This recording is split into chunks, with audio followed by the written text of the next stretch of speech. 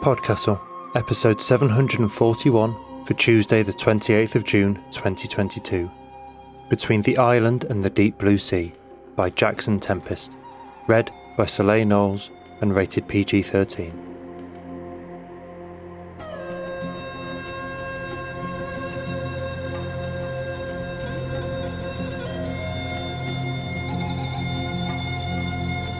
Good morning, good day, good afternoon and good evening. And welcome to PodCastle, the flying castle of fantasy fiction. I'm your host, Matt Dovey, and I am delighted to present for your enjoyment Between the Island and the Deep Blue Sea by Jackson Tempest, narrated by Soleil Knowles. This episode is another PodCastle original, and more than that, it is a professional debut for your author Jackson Tempest. So from all of us at PodCastle, congratulations Jackson, we hope you enjoy the day.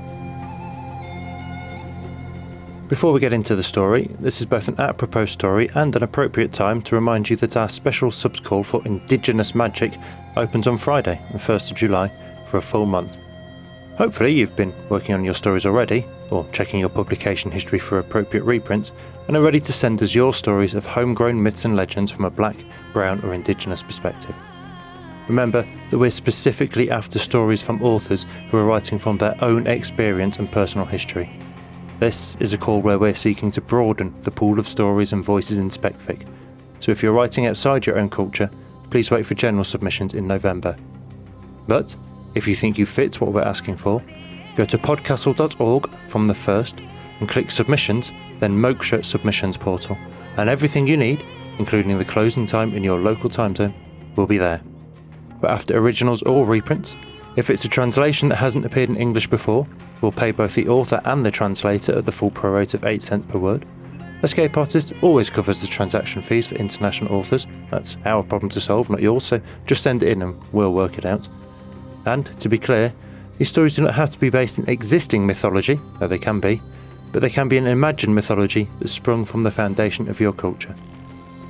We're very excited about this call and can't wait to see the stories we get from it. Yes, plural, we want to buy a few.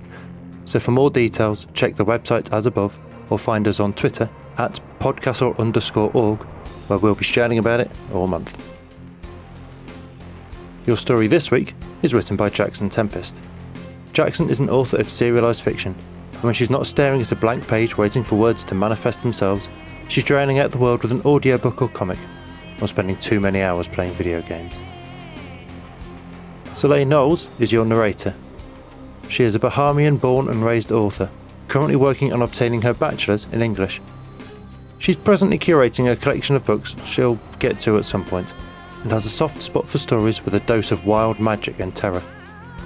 She can be found lurking on Twitter at srkwrites_, and her work can be read in Fire Literary Magazine and the year's Best Dark Fantasy and Horror, Volume 2.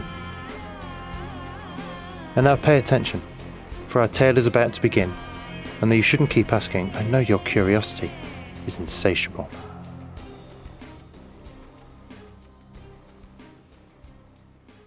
Between the Island and the Deep Blue Sea by Jackson Tempest.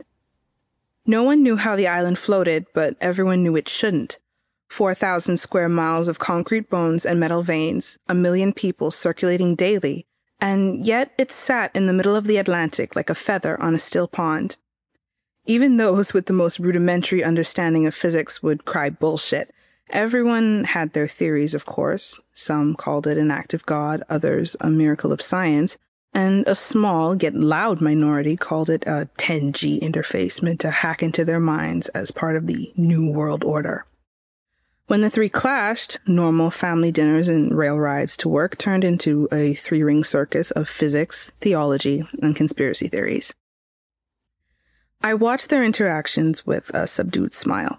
They were wrong, but their commitment to their ideals was adorable. In rare instances, the three sides of the debate came together when outside forces got involved. They came in the form of greedy foreigners with deep pockets and silver tongues. The Bahamas was no stranger to such people, even before the sea rose over the islands. They promised investments and jobs and economic boosts, then took all their money and fled the country at the slightest inconvenience. It wasn't different now. Instead of exploiting the sun, sand, and sea, they exploited the island's secret, chased it like a cryptid. They came with cameras, diving equipment, and promises to uncover the mystery. Despite the warnings from the locals, they dove into the tongue of the ocean. I killed them all. First, it was a German engineer who thought the island possessed some secret technology she could replicate. I snapped her neck before she made it 50 feet down. Then came the BBC film crew, 20 strong. The metallic tang of their blood tainted the water for days. I popped the head off a social media influencer and left it on the South Seawall, hoping, in vain, it would deter them. Human stupidity was as vast and endless as the stars, and as surely as stars burned until they burst, they kept coming. Scientists, free divers, hobbyists. They treated the island's secret like some grand discovery they could name after themselves or a feat to be conquered. The Mount Everest of the ocean. I'd sooner claw my way to the Earth's core and die in a fiery ball of torment before someone planted their raggedy flag on my domain. At least my humans knew how to conduct themselves. They spent their summers carousing instead of diving into my waters. Gumbe season, they called it, a time of food and drink and junkanoo. My favorite time of year. Lucaya Square was awash in aqua and gold light and draped in colorful feathers and strings of beads. People drifted from end to end, wrapped in luminescent clothes that turned their bodies into walking raves. Vendors lined the east and west side, wafting steam from their carts coloring the air with the scents of comforters and grouper fingers. Blenders whirred, bottles shook, and cups overflowed with rum and daiquiris. It was bright, it was loud, it was glorious. No one gave me a second glance as I waded through the sea of bodies. I looked just like them, same dark brown skin, high cheekbones, colorful braids, and bangles that lit up in time to the music. These were my people, from the throng of dancers clustered around the DJ booth to the wallflowers clinging to the fringes of the square. I made it halfway through the crowd when the music cut. Murmurs of dissent rose from the gathering. The 360 Jumbotron that encircled the square like an oversized ribbon swapped from colorful click ads to a live feed of the news. A chorus of dissonance blared through the speakers and made my hair flicker. The ticker at the bottom read, "Live, local oceanographer Dr. Giselle Gray makes the daring leap into the tongue of the ocean to discover the island's secret." My euphoria evaporated like a cloud of steam, and a heaviness settled over me, like my bones had turned to lead. One of my own humans? Giselle held her hands in front of the cameras as she backed away from the horde of reporters. The setting sun burnished her brown skin orange and winked off the reflective stripes on her dive suit. Reporters and camera drones swarmed around her in a cacophony of whirs, shouts, and flashes, backdropped by the ruins of islands sticking out of the Atlantic like rotting teeth. "This is a scientific mission, not one of your spectacles. Leave, now!" Giselle spun on her heel and started down the length of the South Seawall at a brisk walk. The reporters went after her like a pack of frenzied sharks and shouted questions at her back. "Dr. Gray, what made you decide to dive into the trench? Is the Marine Institute funding this?" I swore under my breath. Of course, the Marine Institute. They approached the secret with caution, dropping machines into the trench that I made sure never resurfaced. I had seen none for a month and concluded they'd given up.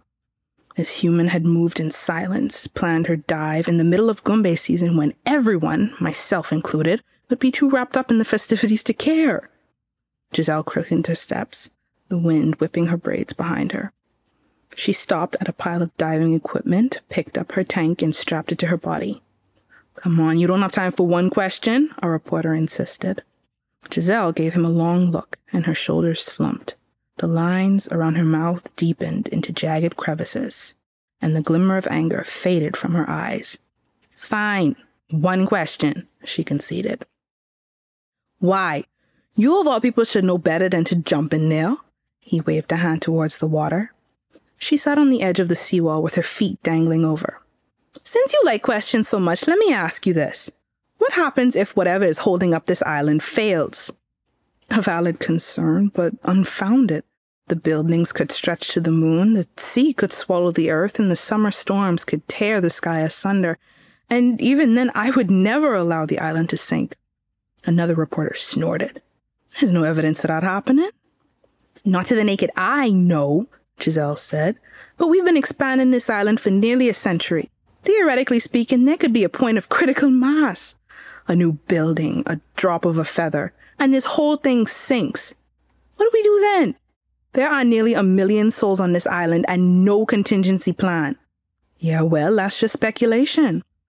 Giselle slipped on her fins. We deserve to know what's under there.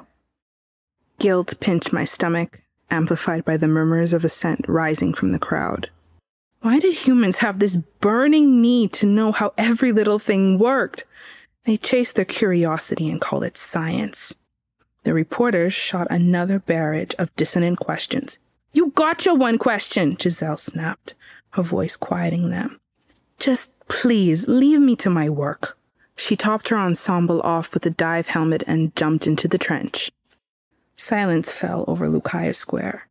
Even the vendors who'd been blitzing up fruit and alcohol paused to watch the last ripple flatten in Giselle's wake. They all knew what was coming. Me. I eased out of the crowd to the south side of the square where the statue of the conch blower stood.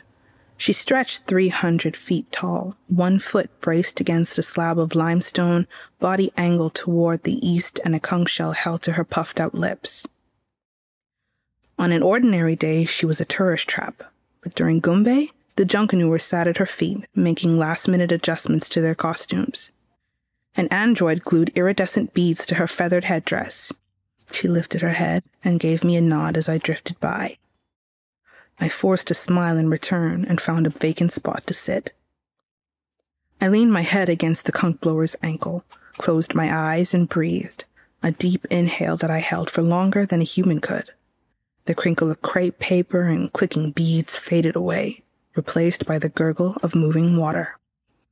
A gentle ebb and flow rocked the tension from my limbs. The salt of the ocean sat on my tongue, along with the bitter tang of an unwanted visitor. When I opened my eyes, the jagged bottom of the trench stretched beneath me. Rotting furniture and boats were scattered across the sand, tangled together with old rags and nets and fishing lines. Slabs of concrete, strung through with steel, leaned against the sheer cliffs on the west side, and empty dive suits swayed in the current like ghosts. The island sat on my back, its weight balanced down the length of my spine, heavier than I remembered the last time I woke up. My gaze drifted to the east cliff. The water was a touch higher, covering more of the ruins of the Exuma Keys. Still rising, still destroying, as it had been for hundreds of years. When sunrise had begun, I awoke to the cries of a dying ocean and swam from the caves that webbed out at the bottom of the trench. I beckoned what little remained of this region's ocean life into my embrace, made an ecosystem on my skin where they could thrive without worry of human interference. Anemones embellished long vines of algae falling from my head like faux locks. Starfish hid in the seagrass that adorned my collar in swirling clusters, and coral coiled around my legs from knees to ankle. Schools of fish swam past my eyes, crawfish crawled around the reefs, and the occasional shark settled on my feet to sleep. But these creatures hadn't been the only ones suffering. Year after year, I watched bodies and cars and buildings fall into the trench, washed away by the summer storms. I watched the humans try in vain to float platforms atop the water and build a home that would rise with the ocean. Their best effort lasted a week, then collapsed on itself and sank. As the ocean continued to encroach on the islands, time ran short. Their dreams were too big for anything the technology of the time could achieve. But not too big for me. Their perseverance in the face of adversity filled me with pride and pity. Like the ocean, they were victims only trying to survive. So I stretched my faux locks under the platforms they built and held them up. The stalks were strong enough to keep them afloat, but discreet enough to not reveal me. It wasn't thankless work. I felt the islanders' gratitude with every new platform added, every new building erected, and every family who slept without worry of the rising seas. They continued to expand, and the more the island grew, the more they realized their dreams defied their precious science. And I realized I couldn't rely on the darkness of the trench to keep me hidden. It was then I shifted the island to my back and draped my hair around my body for an extra layer of privacy. The transition sent a tremor through the concrete that roused the humans from their slumber. I carved the shape of a woman from the wall of the trench, strung a thread of my soul through her, and sent her to be my eyes above.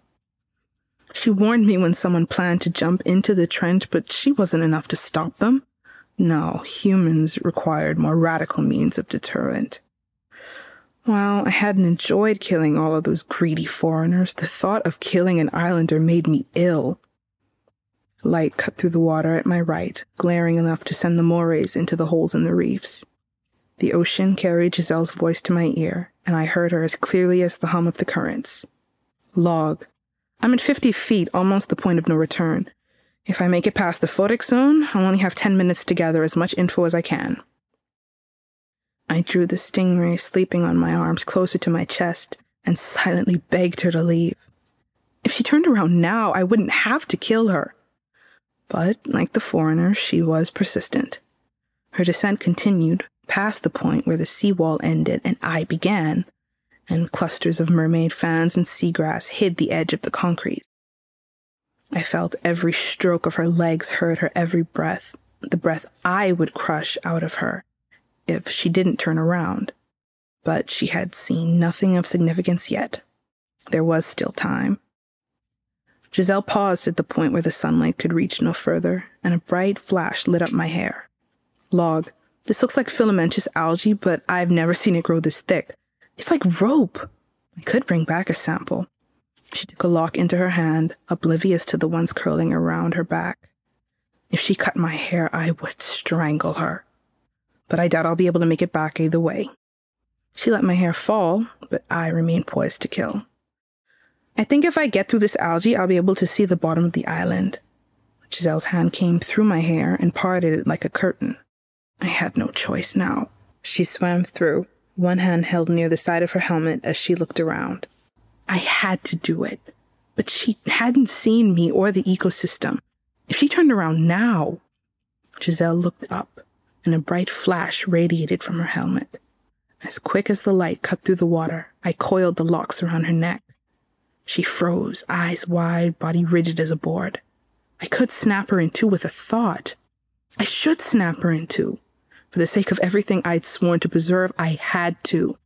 But the thought refused to form. The rapid thump of her heart echoed out into the water, a drumbeat that reminded me of Junkanoo.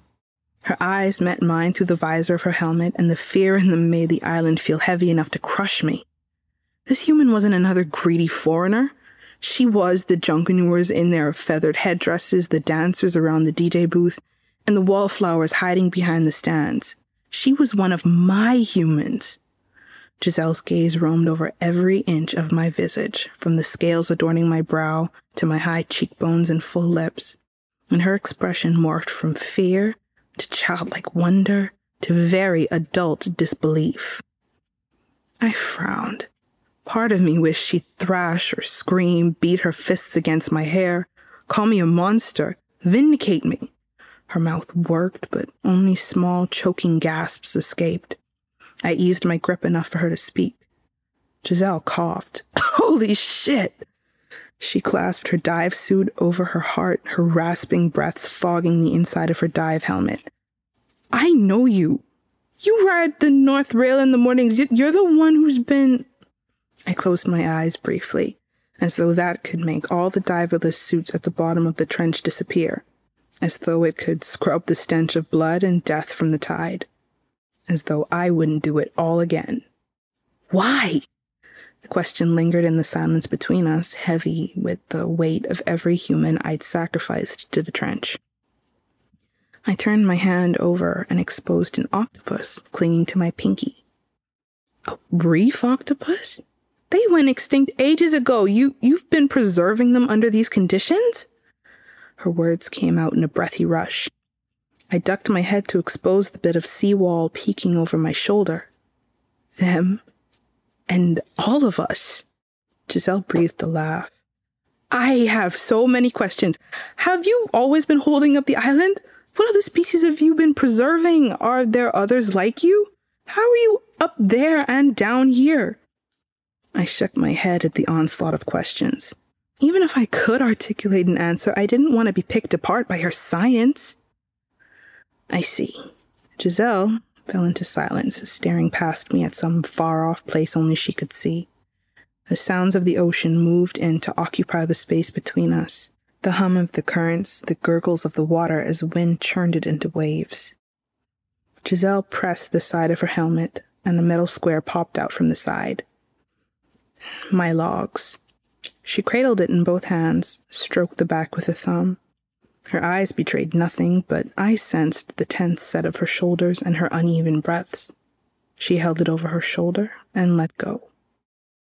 Her logs, her science, fell end over end to the bottom of the trench and settled amongst the bones of civilization.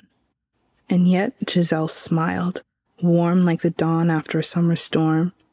Even with her science gone and the cords of my hair a breath away from taking her head, she smiled. Warmth flooded my chest. Tiny as she was, I believed in that moment, if given the chance, she could hold the island above the rising tides too. I loosened my locks from around her neck and gathered them beneath her feet. Then, as slowly and gently as I'd eased the island onto my back all those decades ago, I lifted Giselle towards the dregs of sunlight dancing on the surface. She looked down at me and inclined her head in a bow. Thank you. This was either the best or worst decision I'd ever made, and yet, as the abundance of gratitude in Giselle's words fell over me, I felt light enough to float out of the water and into the sky, even with the island on my back. And I smiled too.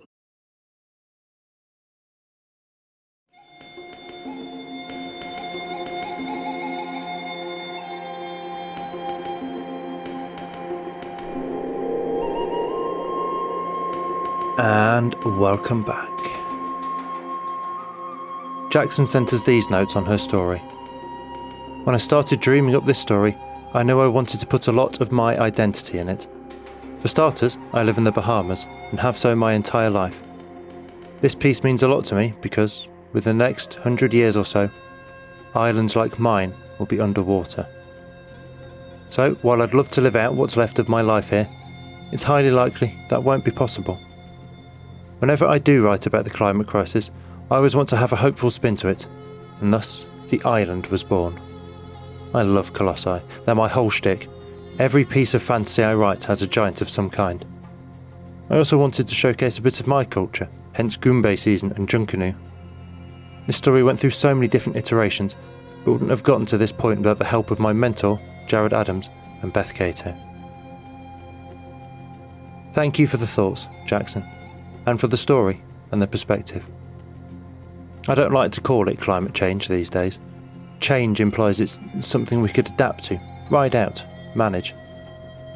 Feels to me much more like climate crisis, or in the case of the interconnected web of species we're seeing snap before our eyes with every new extinction, climate collapse.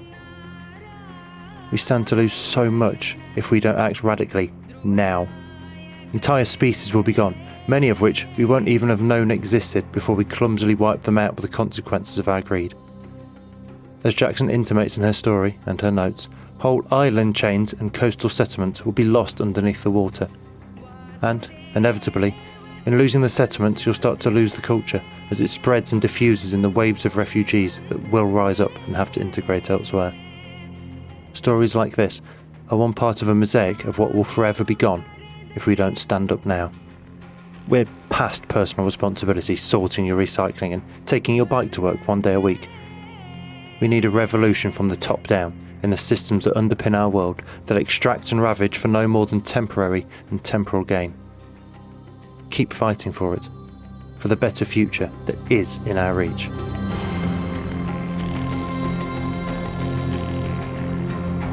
That was our show for this week. On behalf of everyone at PodCastle, Your co-editors Shingai and Jerry Kugunda and Eleanor R. Wood. Assistant editor Sophie Barker. Audio engineers Devin Martin and Eric Valdes. Forum moderator Ossicat, and our many wonderful first readers Tierney Bailey, Aidan Doyle, Amalia Harrington, Kai Hudson, Craig Jackson, Julia Patt, Hamilton Perez, Shrikripa Krishna Prasad, Zeev Wheaties, Caitlin Zavanovich, and myself, Matt Dovey. Thank you for letting us share another story with you. The legal bit. PodCastle is part of Escape Artists Incorporated, and this episode is distributed under the Creative Commons Attribution, Non-Commercial, No Derivatives 4.0 International License. That means you can share it, and please do, but you cannot sell it and you cannot change it. If you want specifics, check creativecommons.org. Our music is by Shiva in Exile. Everything we do on PodCastle is 100% donor funded, and if you'd like to support what we and the rest of Escape Artists do, please join us on our Patreon at patreon.com/EAPodcasts. Prefer another method? There's details for supporting us via Twitch, Amazon Prime, Ko-fi and PayPal on escapeartists.net. We'll be back next Tuesday with another fantastic tale. In the meantime, you might care to check out our sister podcast, Escape Pod for science fiction, Pseudopod for horror, and Cast of Wonders for YA speculative fiction. If your heart belongs to us though, we'll see you next week. Be safe and be kind.